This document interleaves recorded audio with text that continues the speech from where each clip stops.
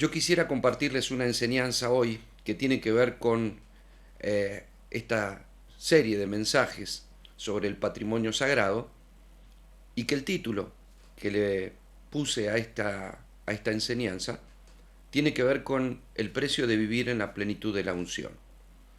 El motivo es porque durante esta serie del patrimonio sagrado le hablamos del sacerdocio, de la importancia y del valor del sacerdocio. Y para ejercer ese sacerdocio recibimos la vida de Cristo a través de la gracia, que es la unción en nosotros, el Espíritu Santo, la unción del Señor que opera y vive y se manifiesta en nosotros. La última enseñanza yo les compartí sobre la unción y tomé el libro de Juan y algunos dichos de Jesús para darle un perfil a la enseñanza y un fundamento tal vez un poco extraño, pero que se nos debe revelar porque debemos comprender la unción en sí misma y su funcionamiento. Y hoy les voy a explicar por qué tiene un costo algo que nos ha sido otorgado por gracia. ¿A qué me refiero con el precio de vivir en la plenitud de la unción? Cuando yo les compartí Juan 14:21, Jesús dijo que el que tiene los mandamientos, sus mandamientos, y los guarda, ese es el que me ama. Es decir, como que hay una condición, ¿verdad?, entre el amor y el guardar los mandamientos. Y dice que el que le ama será amado por el Padre, dijo Jesús, y yo les amaré y me manifestaré a él. Hablé de la condición de guardar el mandamiento y de, a través de guardar ese mandamiento, demostrar el amor, y que cuando eso ocurre, el Señor nos confirma el amor del Padre, nos confirma su amor, nos confirma su manifestación. Les compartí también en el capítulo siguiente, del capítulo 15, cuando él en el verso 9 dice que así como el Padre me ha amado, yo también los he amado, permaneced en mi amor, es decir, guardando sus mandamientos. Aquí dice, si guardare mis mandamientos, permaneced en mi amor. O sea, si quiero permanecer en el amor del Señor, debo respetar su voluntad y guardar sus mandamientos. ¿Cómo comprender eso? ¿Y a qué se refería Jesús? Bueno, no se refería solo a los mandamientos de Moisés entregados por el Señor en esas tablas. Se refería a la guianza del Espíritu, a la palabra vivificada por el Espíritu y a la voluntad revelada de Dios para nuestra vida. ¿Qué es lo que plantea Jesús? Que debemos permanecer en ese amor y ese amor permanecerá en nosotros si es que nosotros guardamos sus mandamientos. Yo les dije, Dios es amor, primera de Juan 4:8, y la esencia de ese amor que nos es impartido es la unción. El Espíritu viene a nuestra vida y la esencia del Espíritu es amor porque Dios es amor. Entonces, permanecer en la unción implica permanecer al guardar los mandamientos del Señor con todo temor, con todo respeto. Les hablé de que Pablo, en la carta a los Efesios, en el capítulo 3, dice que él ora por la iglesia y a través de los hermanos de Éfeso a nosotros, diciendo que el Señor nos fortalezca en el hombre interior por su espíritu para que seamos plenamente capaces de comprender la anchura, la longitud, la profundidad, la altura y el amor de Cristo que sobrepasa todo entendimiento. ¿Por qué desea que se nos revele el tamaño del amor? Bueno, porque tiene que ver con el tamaño de la unción. Y él plantea que el Señor, a través de ese amor revelado, nos quiere llevar a la plenitud, porque Dios es el que hace las cosas mucho más abundantes de lo que nosotros pedimos o entendemos. Esa unción nos conviene, no solo porque nos guía, sino porque el Padre es glorificado y nosotros podemos alcanzar lo que Él tiene para nuestras vidas. Cuando lo vemos en Jesús, vemos que a través de esa unción ocurrió lo que en Isaías 61 dice, en los primeros 3 versículos, de que el Espíritu del Señor está sobre mí porque cuanto me ungió el Padre y me ha enviado a dar buenas nuevas a los abatidos, a vendar a los quebrantados de corazón. Y bueno, el pasaje que justamente hace un ratito también compartió Antonio.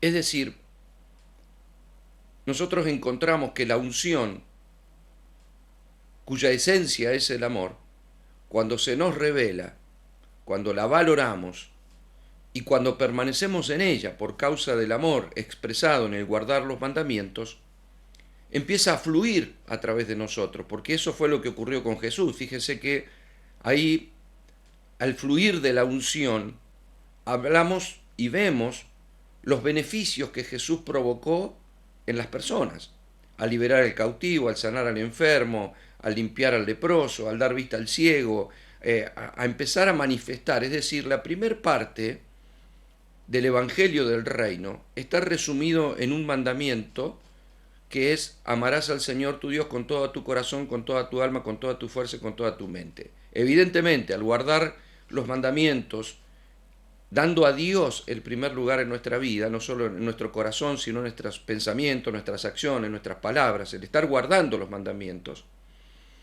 lo que hacemos es amar a Dios con todo nuestro corazón. Obviamente ese amor es recibido y es recíproco, porque como permanecemos en sus mandamientos, Dios nos manifiesta su amor y nos manifiesta su persona. Ahora, la segunda parte de la ley, expresada en el reino, es: amarás a tu prójimo como a ti mismo. Y eso es expresado cuando la unción permanece en nosotros y puede fluir a través de nosotros, y entonces empezamos a hacer lo que también les he enseñado respecto de la sal de la tierra, la luz del mundo, la bendición, el canal, embajadores de Cristo, canales de bendición, dones activados, talentos, capacidades, el fluir del Espíritu para bendecir a las personas. Eso trae expansión en la iglesia y bendición para muchísimas personas. Necesitamos que la iglesia despierte a esta unción y que la iglesia active lo que Dios nos ha dado en este tiempo. La unción no solo transforma, como lo vamos a ver ahora, sino que nos permite manifestar la esencia, la persona, la gracia del Señor a través de nuestra vida. De lo contrario, sí, seremos portadores de un mensaje, pero no de la vida y no de esa unción que rompe yugos y que yo quisiera seguir analizando en esta tarde. En Primera de Samuel, en el capítulo 10, en el versículo 6, dice: entonces el Espíritu de Dios vendrá sobre ti con poder, y profetizarás con ellos, y serás mudado en otro hombre.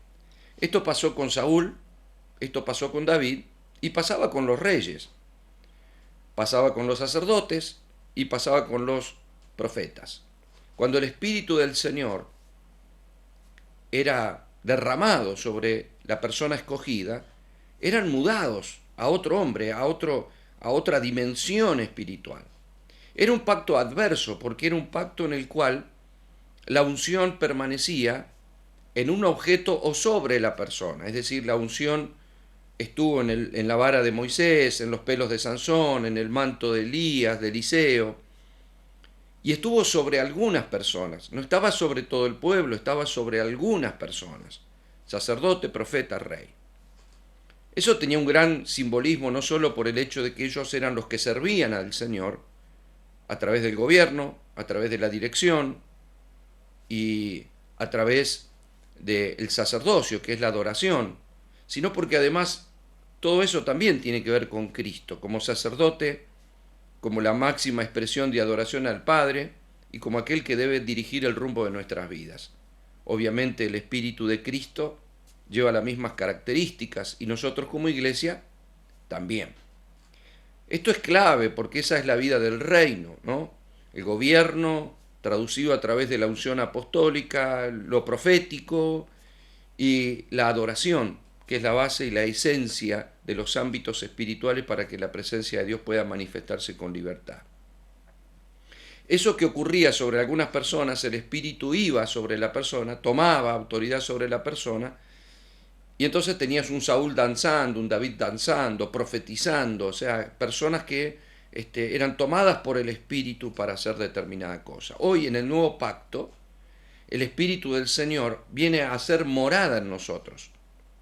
¿Por qué? Porque la sangre de Cristo nos limpió. Ellos eran preservados por sacrificios, pero no eran justificados. Por lo tanto, no eran santificados en la misma dimensión que nosotros en este nuevo pacto, a través del sacrificio de Cristo y la sangre perfecta derramada en la cruz del Calvario. Entonces el Espíritu que iba sobre algunas personas, sobre nosotros, bueno, permanece en comunión con nosotros, su vida es impartida. Todos tenemos al Espíritu del Señor si hemos recibido la gracia de la vida en la persona de Cristo. Pero hay una plenitud de vivir en esa unción o saber que poseo la verdad de la vida del Espíritu. Hay personas que no se le nota y hay personas que dan fruto. La idea es que por los frutos seremos conocidos, y el fruto del Espíritu es amor, paz, paciencia, gozo, confianza, mansedumbre, templanza, benignidad y fe. Esto debe ser producido, fíjese que dentro de todo eso también está ese amor, debe emanar de nosotros a través de la unción y de la vida del Espíritu, así como la activación y el desarrollo de los dones, talentos, capacidades, dones de sanidad, dones de liberación, dones de poder, dones de fe, dones de milagro, dones de discernimiento espiritual, dones espirituales, el don de lengua, los dones que el Señor ha repartido a cada uno de nosotros. Y digo hoy, más que nunca, la iglesia necesita un recobro de todo eso. ¿Por qué señalo el antiguo pacto? Porque el antiguo pacto nos deja sombras, pero nos deja lineamientos para alumbrar. Entonces, ¿cómo la sombra alumbra? Es que en la persona de Cristo se nos despierta el entendimiento. Si nosotros no tuviéramos las Escrituras, no tendríamos impresa la revelación o el fundamento para la revelación de las verdades del Evangelio del Reino. Fíjese que lo que hizo Pablo, si bien él llegó a comprender que el guardar la ley y estudiar mucho las Escrituras no lo había conectado con Cristo, la conexión con Cristo le avivó todo lo que sabía, lo tuvo que procesar nuevamente y se dio cuenta que toda esa riqueza de conocimiento escritural que él tenía le servía para la revelación, y lo deja claramente plasmado en las cartas, donde él va y viene a través de los hechos de las Escrituras o del Antiguo Testamento.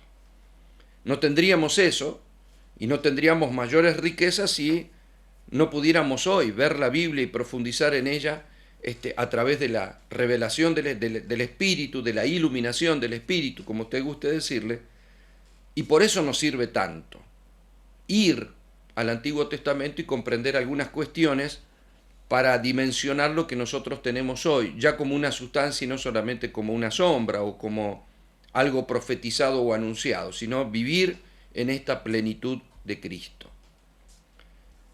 Tal vez lo mejor sería no tener que ir a la sombra para encontrarnos con la sustancia, pero es inevitable que así tenga que ser.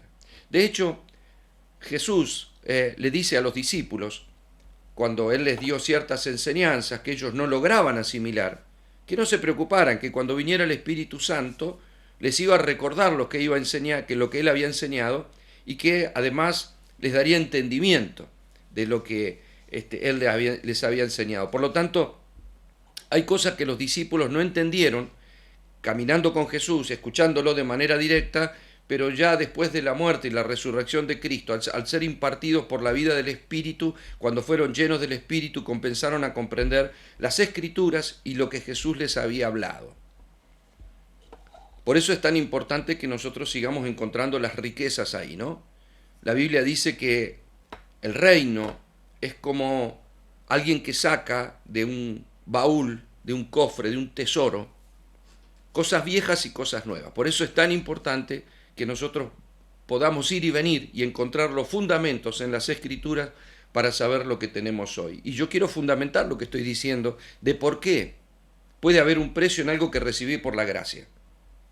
Si la gracia del Señor vino a nosotros, la sangre de Cristo nos limpió por gracia, el Espíritu Santo vino por gracia. ¿Me fue dado? Sí. Ahora, ¿por qué? Para vivir en la plenitud de lo que me llegó por gracia necesito pagar un precio. O sea, suena como feo. Usted lo debe haber escuchado muchas veces. El precio, hay que pagar el precio. Nosotros lo hemos recibido en Cristo por la gracia. La gracia no tiene precio, es un regalo. ¿Y por qué? ¿Y a qué me refiero con el hecho de un precio determinado para vivir en la plenitud de lo que ya me fue otorgado? Ahora se los voy a explicar. En las Escrituras, en el hebreo, hay algunas definiciones. Yo les hablé de lo que significa la unción, de las definiciones básicas de que, bueno, tenía que ver con un acto mediante el cual lo usaron en el antiguo pacto para la consagración, pero venía de los pastores que ungían con aceite a las ovejas, y lo pueden ver en el video de la enseñanza anterior. Pero hay algunas palabras que también nos enriquecen el término, porque En el hebreo, por ejemplo, la palabra balal, cuya principal raíz significa inundar, rebosar, especialmente con aceite, la persona ungida, este término tiene que ver o define lo que es la unción, es decir, inundar o rebosar.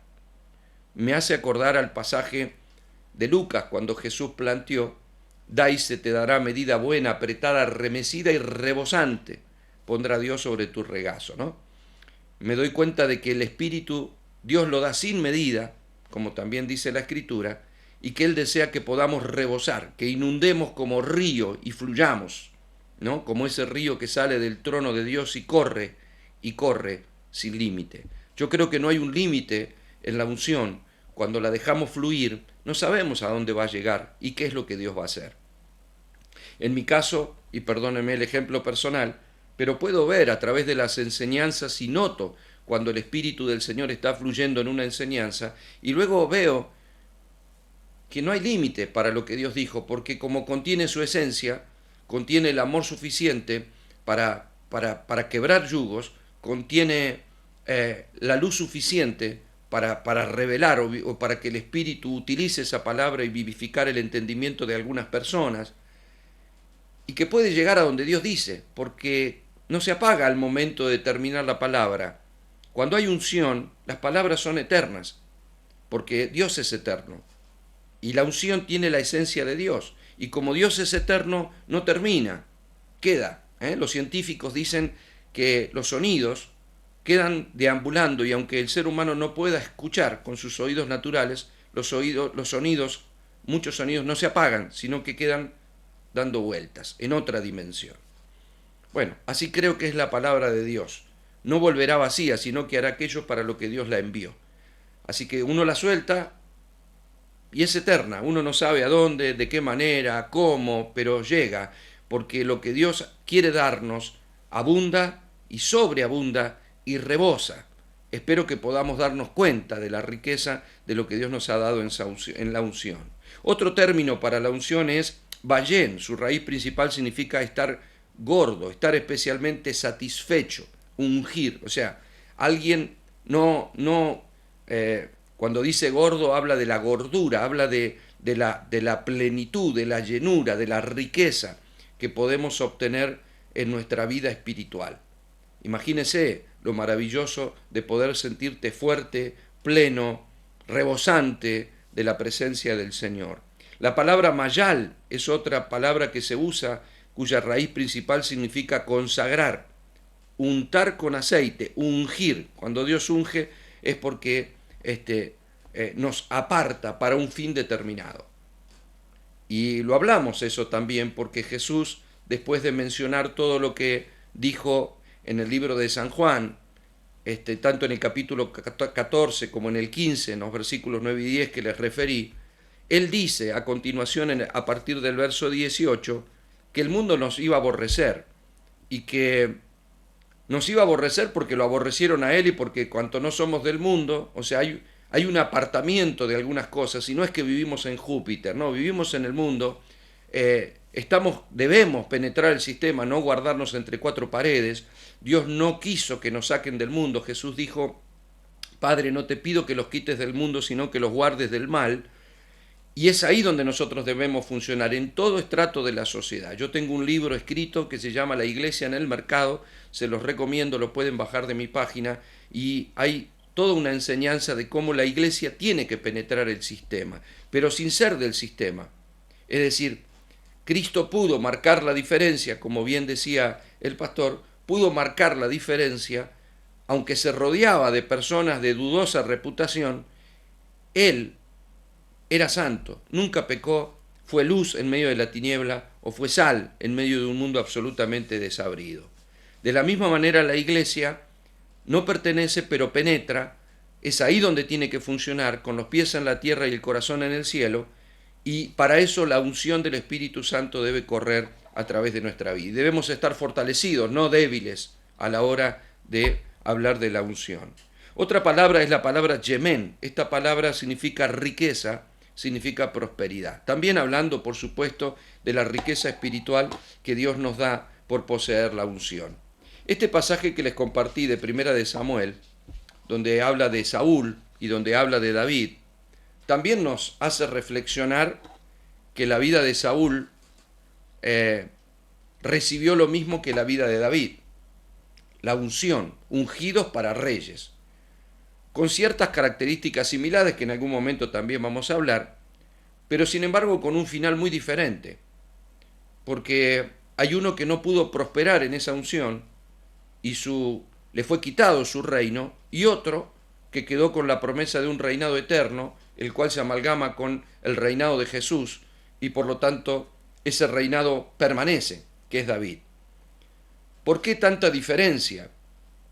No es mi tema ahora, pero sí quiero decirle, referente a lo que estoy enseñando, es que uno pagó precio y el otro no, porque uno valoró la voluntad de Dios y el otro no es que no pecó. David también pecó, pero pecó con cuestiones personales y nunca procuró desobedecer a Dios. Cuando se dio cuenta se arrepintió, evidenció, manifestó a corazón abierto que se había equivocado. Saúl, cuando es confrontado con su pecado, que era un pecado directamente de desobediencia, procuró que no se enteren los ancianos de mi pueblo. Eso fue lo que dijo.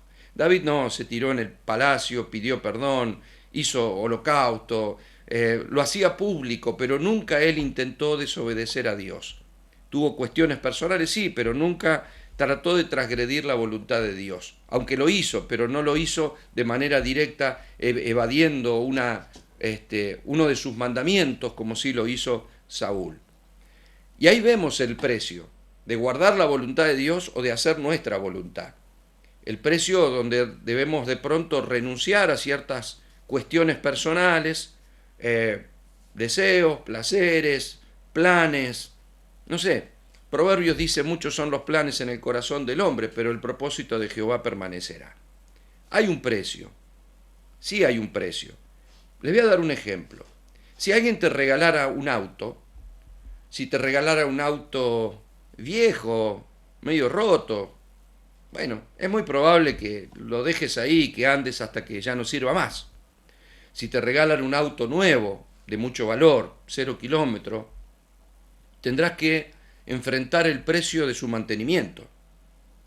Es decir, me lo regalaron, sí, es por gracia, pero luego hay un precio para poder mantenerlo, para poder andar, el combustible, el seguro, todos los papeles, las verificaciones, todo, el costo que lleva, las patentes, los impuestos, el costo que lleva tener un vehículo. Y perdóneme que le dé un ejemplo, pero es para comprender que algo que se recibe por gracia luego implica un costo para poder vivir en la plenitud de eso. De lo contrario, bueno, yo empezaría a descuidarlo. No le cambio el aceite, no le cambio el filtro, no le arreglo la pintura, no le arreglo el tapizado, no lo arreglo, no, se va cayendo, y luego tengo un auto todo roto y viejo y dice, pero ¿cómo? Si te dieron un auto hermoso, sí, pero es que no lo cuidé.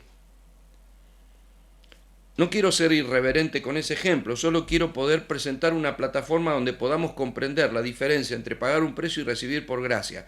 La unción, que es la presencia de Dios, nosotros la recibimos por gracia. Vivir en esa presencia implica un costo para que pueda manifestarse, porque estoy hablando de vivir en la plenitud, no estoy hablando de que el espíritu se fue, bueno, no sé, alguien que se volvió al pecado de manera absoluta y la vida de Cristo, usted sabe que la paga del pecado es muerte. Como le pasó a Adán, algunos pueden irse amando al mundo como Demas y abandonar el evangelio del reino. Pero, si de pronto nosotros vivimos en la unción, vivimos en la presencia, hay dos maneras de poder vivir en eso, en la plenitud, porque voy a más, o como un cristiano que va a la reunión, que algún versículo todos los días leo, y si no lo leo me lo acuerdo de memoria, un ratito oro, con el Señor estoy bien. Algunos incluso dicen, bueno, no me estoy congregando, pero siempre escucho alabanza, escucho los programas de radio, miro un poco el canal cristiano, veo alguna prédica en YouTube. La verdad que el Señor estoy bien, y hablan del Señor y del Señor.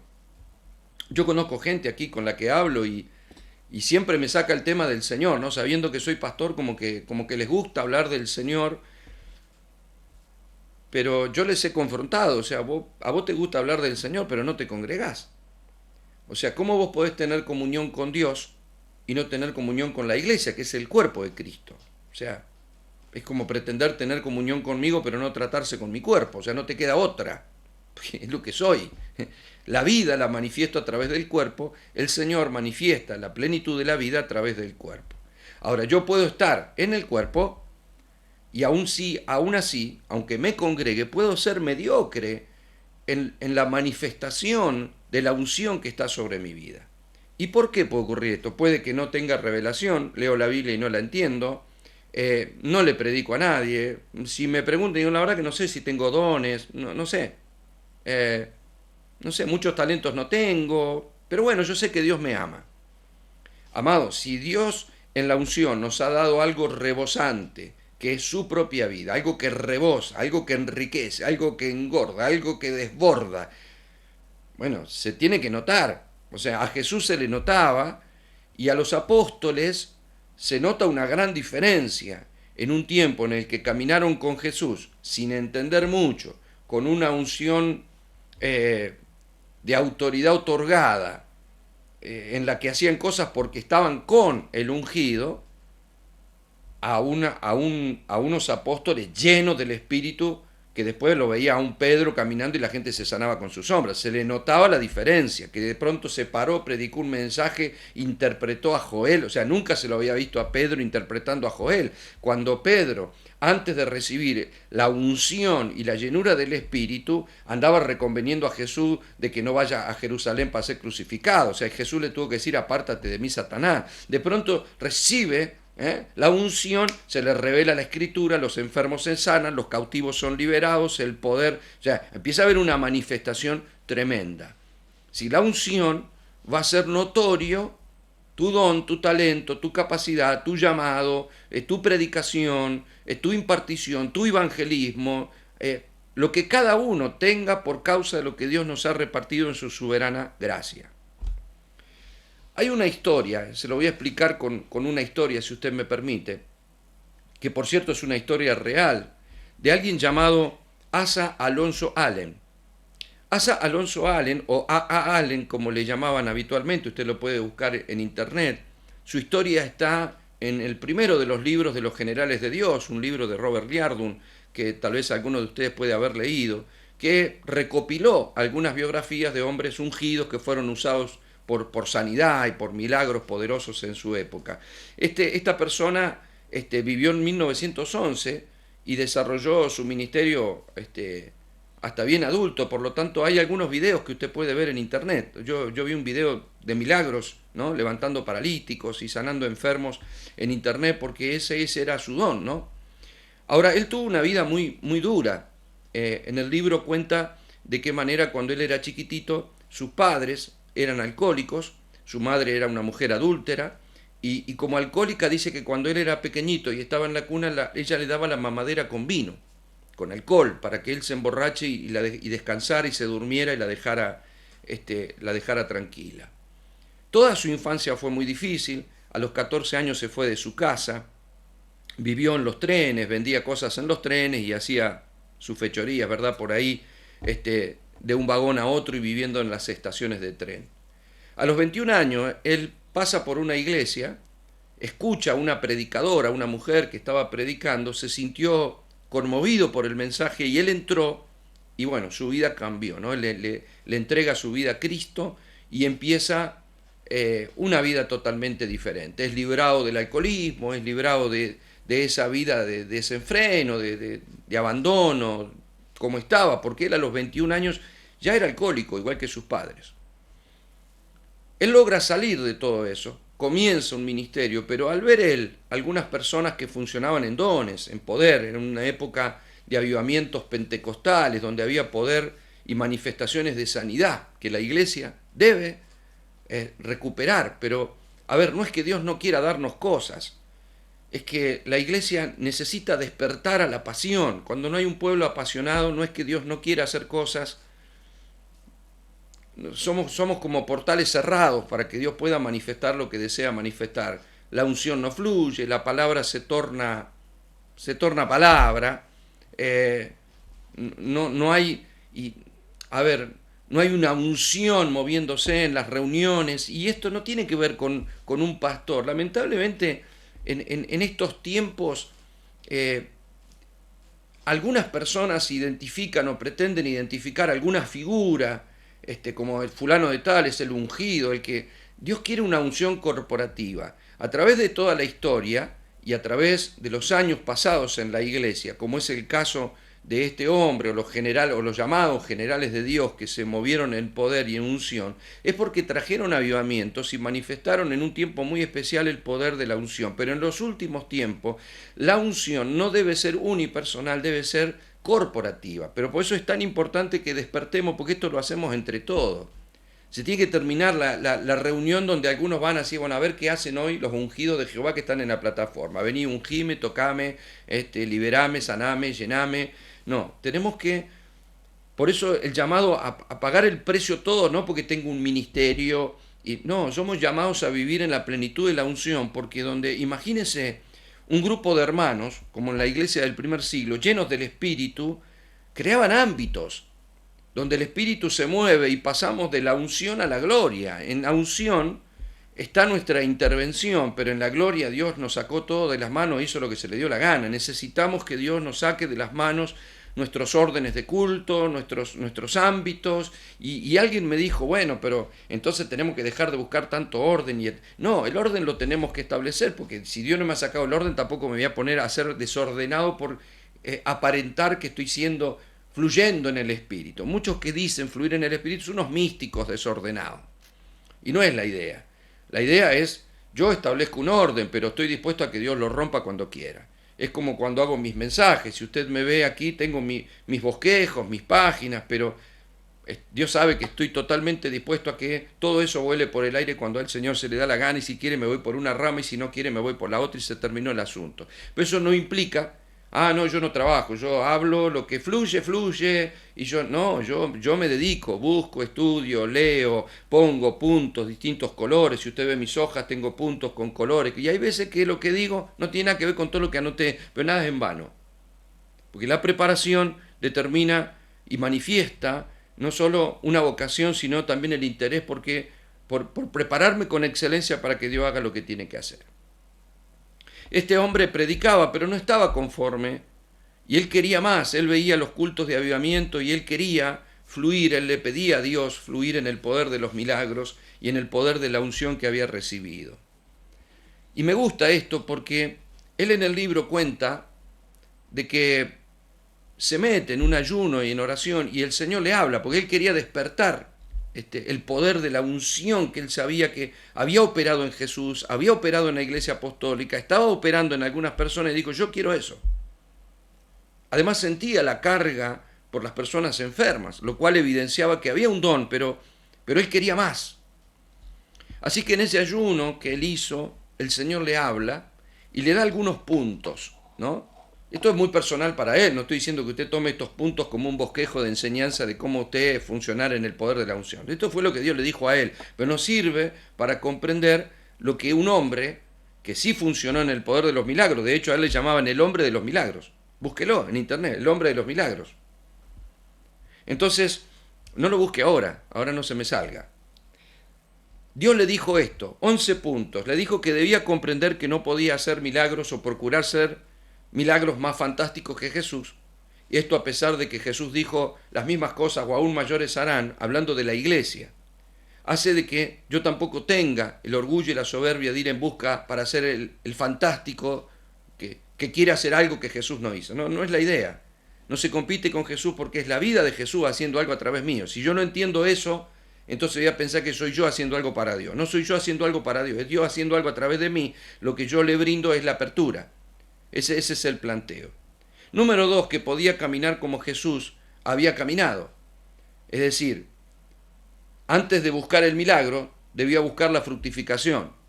La actitud, el gesto, el pensamiento, la palabra, mi testimonio, es lo que está planteando. Y es lo que Pablo también nos dice, ¿no? En la Escritura. Sed imitadores de mí como yo de Cristo. Eso estaba diciendo que la vida de Cristo la imitamos y eso es la unción. No, la vida de Cristo la recibimos por su Espíritu, pero cuando habla de imitar, habla de tomar ejemplo. Por eso sí es pensante, eso tenemos que determinarlo nosotros. No somos una marioneta que el Espíritu va a mover como quiere. No, cuando te entregás y te rendís, el Espíritu puede hacer cosas que van más allá de nuestro entendimiento, porque cosas que ojo no vio, ni oído yo, ni han subido a corazón de hombre son las que Dios ha preparado. Dios puede hacer lo que quiere con nuestra vida. Pero hay un momento en donde Él dice despojados del viejo hombre, o sea, no dice te despojaré, es nuestra actitud. Entonces le plantea caminar como Jesús. Tercero, que debía ser irreprochable aún como Jesús. Irreprochable, es decir, ser una persona, también lo dice Pablo, irreprensible, alguien que no puede ser atrapado en cuestiones vanas. Número 4, que debía tomar como medida solo la persona de Jesús, es decir, no identificar un ídolo como algunos tienen ahora, determinadas personas que más que tener una admiración o una gratitud por su ministerio, los están idolatrando. No es la idea. Yo puedo sentir gratitud por un siervo de Dios, puedo sentir que me bendice, puedo agradecer que me bendice. Hay personas que de pronto escucharon un mensaje y me dan gracia. Yo no diría jamás, apártate de mí. No, para mí es bárbaro porque yo sé que no soy yo. Sé que es el Señor, pero es la evidencia de que Dios está haciendo algo. Créame que el primero que lo sabe al momento de estar solo es el que lo tiene que ejecutar. Si no, vamos por mal camino.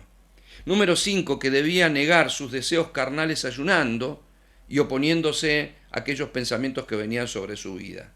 Es decir, Dios le dice, recluíte, consagrate y si es necesario ayunar, pero quebrá los deseos de la carne que se están oponiendo contra los deseos del Espíritu. Eso también usted lo va a encontrar en Romanos 8. Obviamente siempre tiene que haber un lineamiento de la palabra, ¿no? Porque no le va a pedir el Señor nada que sea antibíblico. Número 6, que después de negarse a sí mismo debía seguir a Jesús 7 días a la semana. ¿Qué quería decir esto? Que no había días libres para la unción. Que por más que sea un día que vos te tomes porque no está hablando de trabajo, por más que te tomes el fin de semana de descanso y te vayas a pasear, la forma de honrar a Dios con tu vida, con tus pensamientos, con tus actitudes es clave. No hay descanso, no es que hoy me saco la ropa de ministro y de cristiano y hoy vivo como se me da la gana. No, que en todo lo que haga pueda glorificar al Señor. Si como para el Señor, si duermo para el Señor. Todo lo que hago tiene que ver con eso. Número 7, que sin Dios no podía hacer nada.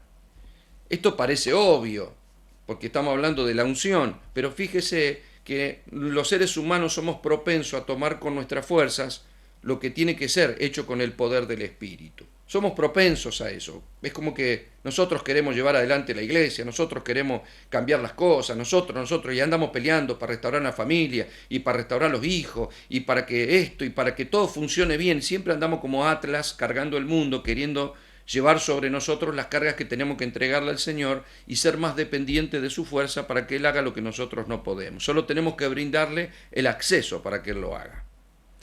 Número 8, que debía echar fuera todo el pecado que pudiera acechar sus sentidos.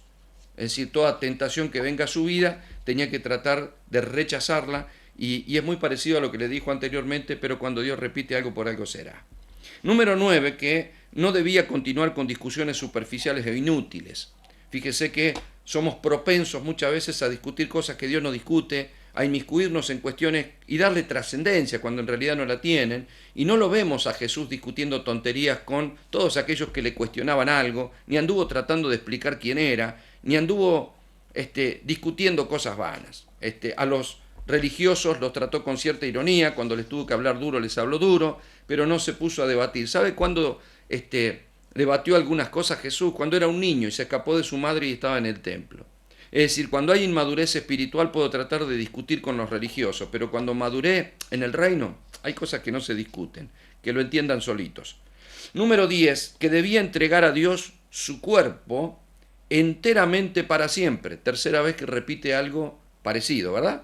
Es decir, consagrarse a Dios, ayunar para quebrar sus deseos pecaminosos, echar fuera, dijo por segunda vez, todo lo que sea pecado de su cuerpo, y ahora dice que debía entregar a Dios su cuerpo enteramente y para siempre. Y número 11, que debía creer todas las promesas de Dios en las Escrituras para poder vivir en la unción. Ahí él comprende que había un precio que pagar.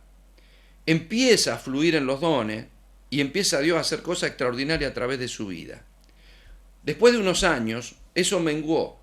hasta casi el grado de desaparecer. Él entró en crisis, en depresión, se sintió mal, y buscando al Señor, en el Señor las preguntas de por qué le pasaba lo que pasaba, el Señor le volvió a hablar una palabra, solamente le dijo: no has pagado el precio. Por eso quise hablarles del precio, de la unción, no porque tengamos que pagarla, sino porque hay un sacrificio detrás para vivir en la plenitud que la unción nos propone, como dijo Pablo en esa plenitud prometida en Efesios capítulo 3. ¿Qué es precio? Si lo buscamos en el diccionario de la Real Academia Española, es esfuerzo o sacrificio que se necesita para conseguir una cosa. Una definición del típico diccionario de la Real Academia. Entonces, a eso me refiero, a eso me refiero. Quisiera que vayamos a Éxodo, capítulo 30, verso 22, y ya entramos en zona de concluir lo que les quiero compartir.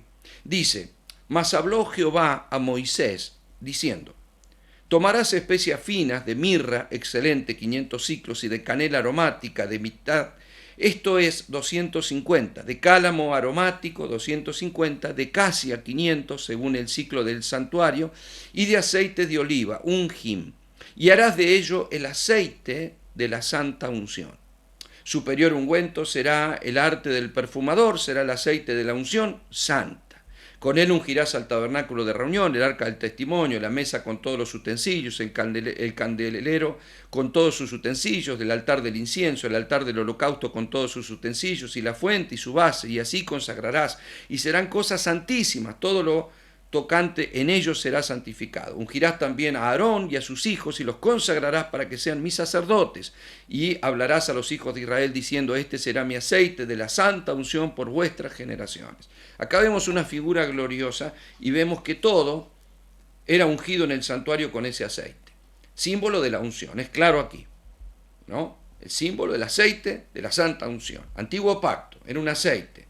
A Saúl le tiró una redoma, Samuel le tiró una redoma de aceite sobre su cabeza, a David llenó un cuerno de aceite y se lo arrojó sobre su cabeza. Lo cierto es que quedaban todos llenos, ¿no? Como a Aarón también le ocurrió, por eso en el Salmo dice que el aceite cae de la cabeza y la barba de Aarón y llega hasta los pies, porque hay una unción que viene de la cabeza, que es Cristo, como nuestro sumo sacerdote, y que va sobre toda la iglesia.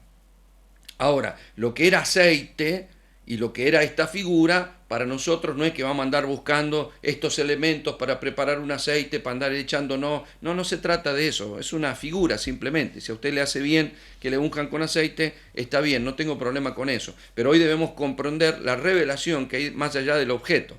¿Sí? No necesito el objeto, sino la revelación de la unción, que es el Espíritu de Dios, que está en nosotros, que habita en nosotros, pero que tiene que fluir. Y aquí hay una enseñanza. Si esto es sombra de algo tan extraordinario que nosotros tenemos hoy, es porque también detrás de todo esto hay una enseñanza. Él le dijo: a ver, vamos a ver un poco los elementos.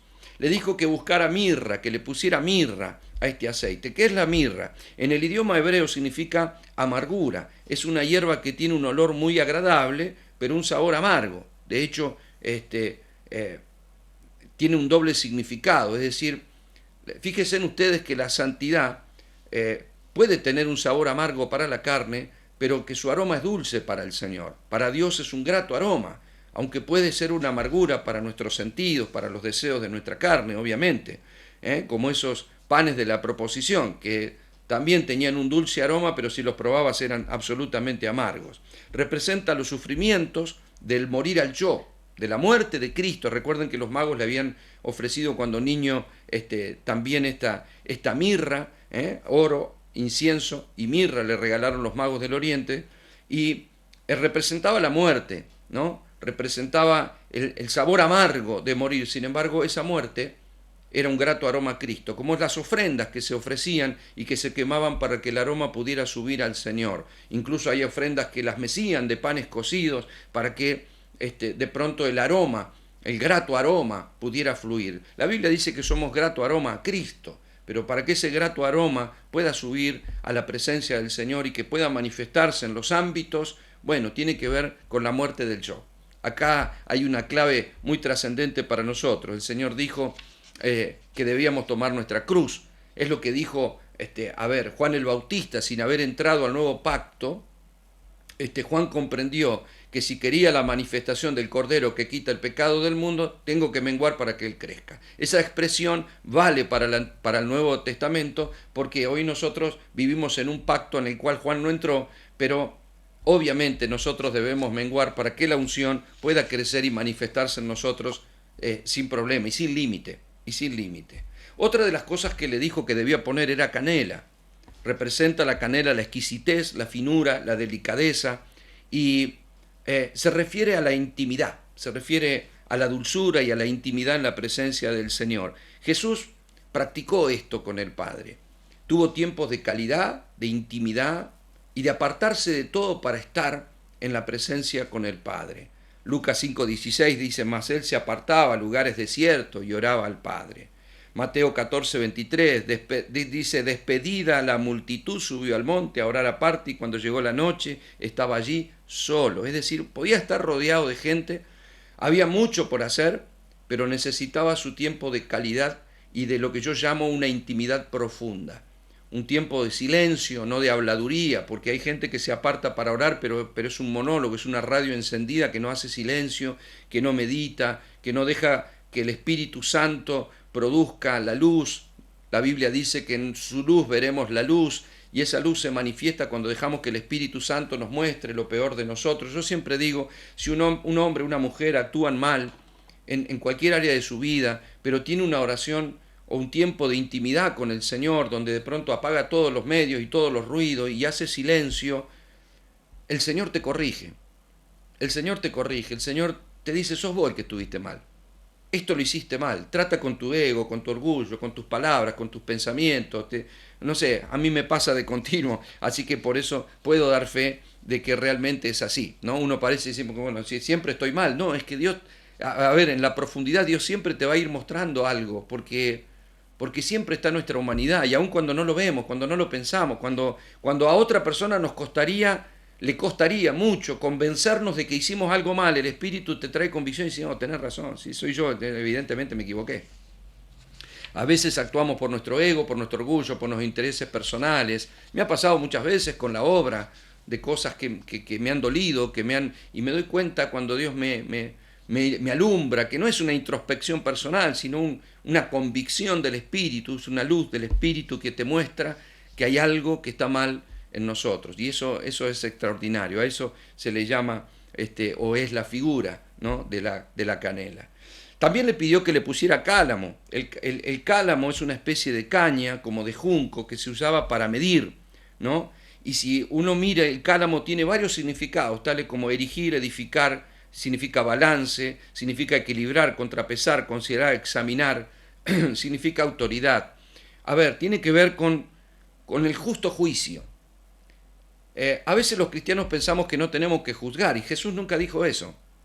Cuando habla de no juzgar al prójimo y antes de juzgar al hermano o antes de sacar la paja del ojo ajeno, más vale sacarte la viga de tu propio ojo, no juzgué porque en la misma medida que juzgás serás juzgado. No está diciendo que no debo juzgar, sino que, lo dijo Jesús, juzgá con justo juicio. Es decir, ¿cómo puedo juzgar si no veo? ¿Cómo puedo juzgar si tengo una viga atravesada en mi ojo? ¿Cómo puedo juzgar desde un razonamiento pecaminoso? No puedo. Yo necesito juzgar con justo juicio. Es decir, el cálamo tenía que ver con la caña para medir las situaciones en la justicia de Dios. Esa es la única manera de poder obrar dentro de la unción con los parámetros establecidos por el Señor. Juzgar cuándo sí y cuándo no. La mente siempre va mucho más allá, las decisiones nuestras siempre van mucho más allá, pero la medida justa la tiene siempre el Señor. Nosotros nos excedemos o nos falta algo. Y esta medida para mí, no sé, tal vez si es porque soy maestro y busco esa vara, esa medida entre lo que el Espíritu quiere, el límite que debe tener el hombre y el límite que el hombre no debe poner. Justamente estoy escribiendo un libro que se llama La Iglesia es del Señor. ¿Por qué? Porque a veces nos metemos donde no tenemos que meternos, o implementamos un diseño que Dios nos dijo, o le ponemos freno a algo que el Espíritu quiere hacer, porque le erramos con la caña. Tenemos una medida en la cual freno algo porque esto a Dios no le agrada, y capaz que ¿quién te auspicia? Es una ocurrencia mía. Eso pasa mucho en denominaciones, pasa mucho en instituciones, de algunos que están enquistados en sus sillas de poder y que de pronto van a decir qué es lo que se puede y qué es lo que no se puede. Amado, la caña la tiene el Señor dice lo que se puede y lo que no. Hay gente que va a juzgar qué manifestación es, qué manifestación no es, que esto Dios no lo hace, Dios es orden, Dios no...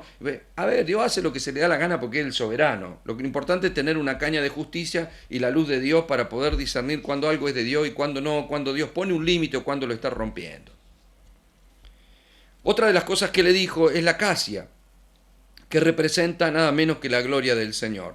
La acacia es el ingrediente de la santa unción que nos hace verdaderos adoradores. De eso se trata, de ser adoradores, como dijo Jesús a la mujer samaritana que Dios buscaba, adoradores que le adoren en espíritu y en verdad. Es decir, si quiero vivir en la plenitud de la unción, necesito morir a yo, caminar en la justicia, poder ser un adorador. O sea, todos los elementos tienen que ver, y morir a yo, tienen que ver con una expresión necesaria al derramar de la unción que es la vida de Dios a través de mí. Es una gracia maravillosa que Dios lo haga, pero hay un precio para mi carne, hay un precio para mi alma, hay un precio para mi mente, porque hay un renunciamiento, hay una muerte, hay un poder de resurrección, hay una adoración que viene cuando eso es producido en nuestra vida. Claro, no todos quieren, ni se atreven, ni consideran el precio de renunciar a algunas cosas que de manera personal las tienen como muy valiosas. Y por último les dijo que todo eso lo mezclaran con el aceite, que es la misma persona o la misma figura del aceite, de la unción, con la que vemos que el aceite alumbraba las lámparas, que el aceite y la lámpara producía iluminación, purificación, que cada vez que el aceite era derramado sobre un leproso podía producir sanidad, sobre un samaritano, o el buen samaritano sobre ese hombre herido lo sanó. El aceite sana, el espíritu sana las heridas del alma, sana los daños físicos, sana las enfermedades, alumbra nuestro entendimiento, simboliza la prosperidad y la abundancia. Vea usted Joel capítulo 2, verso 19 si quiere. Y además, esta unción es la que rompe el yugo. Un yugo que es el palo u horqueta que se ponían sobre los bueyes para que anduvieran por el surco correcto, y que la Biblia dice, ¿no?, en Isaías 10, 27, que la unción es la que pudre el yugo. Esta unción, estas características de una persona que sabe morir a sí mismo, que renuncia a ciertas cosas, que de pronto muere a los deseos personales, que es un adorador, una persona que busca ser un aroma grato para Dios. Indudablemente, el que tiene intimidad, el que paga un precio, no aquel que livianamente, no puedo, no tengo tiempo, no sé si voy a llegar, si puedo voy, si me sobra tiempo, capaz que leo, capaz que oro, capaz que estoy. No lo sé, pastor, por ahí sí, por ahí no. Mire, yo creo que si, alguna vez se lo dije, ¿no? Pero si nosotros los hombres nos ponemos un pantaloncito corto y una remerita, así sea una remerita de algún equipo deportivo que a usted le guste, y nos vamos a un campito, podemos jugar algún partido de fútbol, correr un rato, transpirar un poquito, pero eso no implica que podamos jugar en la selección nacional de ningún equipo, ni en alguna liga europea. ¿Por qué? Porque no somos profesionales, ni estamos al nivel, ni nos da el estado físico, ni tenemos la capacidad. Simplemente seríamos amateurs, personas que se reúnen a divertirse un rato. Dios no nos llamó para divertirnos un rato en las reuniones, ni divertirnos con la unción, sino poder ser personas que lo dan todo por causa de lo que Dios nos dio a nosotros, que es todo de sí mismo. Cristo lo dio todo y no espera menos de nosotros, sino que le demos a Él el primer lugar en todos nuestros asuntos. Créame que si vivimos en la unción, entonces se romperá el yugo de muchas personas, incluso el nuestro, y podremos a través de la unción vivir en el yugo que Jesús dijo que debíamos ponernos. Dijo, lleva mi yugo que es liviano y es fácil de llevar. Él no te pone cargas, te las quita. Y dice, hallarás descanso para mi alma. Por eso hay demasiada gente cansada, aún dentro de la iglesia. Porque pagar el precio no te cansa, sino que te fortalece en el Señor. Porque dejan de ser tus fuerzas y pasa a ser su espíritu. Porque no hago las cosas remando, sino que el Señor las hace. porque no venzo un vicio o un mal deseo con mis propias fuerzas, porque tengo que vencer el pecado. No, lo hace el Señor, pero a ver, buscá en la intimidad profunda que el Espíritu Santo tome gobierno de nuestra mente, de nuestro corazón, de nuestro espíritu, de nuestra carne, de todo nuestro ser. Entonces veremos que Él es el que hace la obra y no nosotros para Él, sino que Él es el hacedor. Nos gozaremos y disfrutaremos de una vida de plenitud en donde Dios puede cambiar nuestra manera de pensar, nuestra manera de sentir, y que pone en nosotros el querer como el hacer por su buena voluntad. O como dice, eso lo dice Filipenses 2.13, pero también lo dice el libro de Hebreos en el capítulo 13, donde dice que Dios es el que hará en nosotros lo que es agradable delante de Él por medio de Jesucristo. Todo lo hace Él. Para eso la vida del Espíritu está en nosotros. Pero lo menos que podemos hacer es pagar este precio, de apagar un poco los medios, de organizar nuestros tiempos, de encerrarnos un poquito, de meditar, de leer su palabra, de orar con el corazón y de administrar los tiempos de manera que no tenga excusas, ni busque excusas, porque no estamos perdiendo tiempo en una reunión, ¿eh? No es que vamos a una reunión de venta de artículos del hogar, no, vamos a una reunión porque el Señor dijo que debíamos congregarnos y porque la unción, la bendición y la unción es impartida en donde está el cuerpo. Si la unción viene de la cabeza, créame que de la cabeza cae en el cuerpo. Y si algún miembro de mi cuerpo estuviera en otro lado y alguien me tira aceite por la cabeza, no le va a llegar. Así que la idea es que la unción corporativa se manifieste, para lo cual cada uno de nosotros debe comprender, porque si varios de nosotros comprenden lo que implica pagar el precio. Yo no quiero ser el pastor que va a la congregación porque es el que paga precio, el que está buscando. No, yo quisiera que un grupo de hermanos, así no sea todos, porque siempre va a haber algunos que no lo entienden, que no les llegó, que no se les reveló, que son todavía inmaduros, que recién llegaron, y esos son los que tienen que recibir de los que sí están fluyendo en la unción del Espíritu Santo. Un grupo. Jesús no trabajó con las multitudes, bendijo a las multitudes. ¿Y quiénes sanaban? Los 12 que tenía alrededor. Así también estableció a través de ese núcleo de personas, que tal vez de 12 pasaron a 120 en el Pentecostés, o sea, se habían multiplicado por 10, pero seguía siendo un grupo pequeño. Sin embargo, la unción impartida sobre ella derramó, rebosó, inundó, para que le llegara a miles de personas. Ojalá la Iglesia despierte a la importancia de esto y le demos trascendencia y valor a lo que realmente lo tiene en la Iglesia del Señor. Los bendigo, mis amados, y espero que esta enseñanza haya sido de bendición para todos ustedes.